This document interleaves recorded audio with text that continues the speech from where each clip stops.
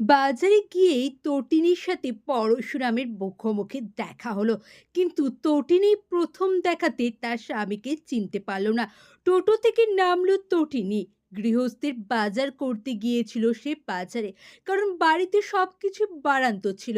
নিজের ছেলে মেয়ে লাট্টু আর পিকোকে বলে গিয়েছিল, তোমরা বাড়িতে কিন্তু শান্ত হয়ে থাকবে, কেউ এলেও তোমরা দরজা খুলবে না।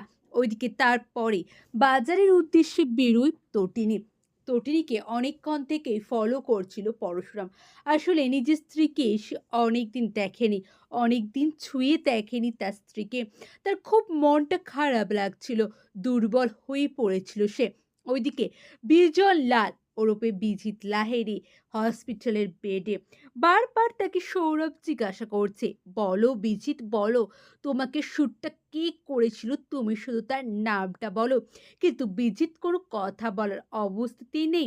ওইদিকে এমন মুহূর্তে তটিনীর কাছে একটা ফোন আসে। হ্যাঁ, কর্ণ চ্যাটার্জি একটা পার্টির কথা বলছিল, মনে আছে?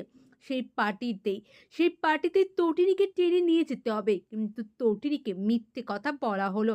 ওইদিকে সৌরভ, সৌরভ পাগলের মতন অবস্থা, যে কে শুট করছে, কে বা কারা মারার চেষ্টা করছে।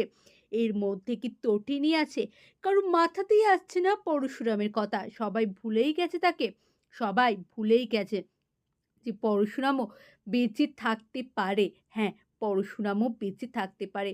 ওদিকে বিজন লালকে শ্যুট করা হয়েছিল, সে এখন হসপিটালের বেডে। এটা কিছুতেই মেনে নিতে পারছে না সৌরভ, বুঝতেই পারছে না যে এমন কাজটা কে করতে পারে। এমন সময় তটিনীকে পরীক্ষিত সেনের কাছে নিয়েছে, আবারও তাকে ট্র্যাপে ফেলার চেষ্টা করা হচ্ছে। ওইদিকে আয়ুষী, আয়ুষী বাড়িতে সমস্ত সত্যি কথাটাও বলছে। এক এক করে সমস্ত সত্যি কথা সে বলে দেবে। হ্যাঁ বন্ধুরা, পরশুরাম আজকের নায়কের আগামী পর্বে আপনারা এমনটাই দেখবেন।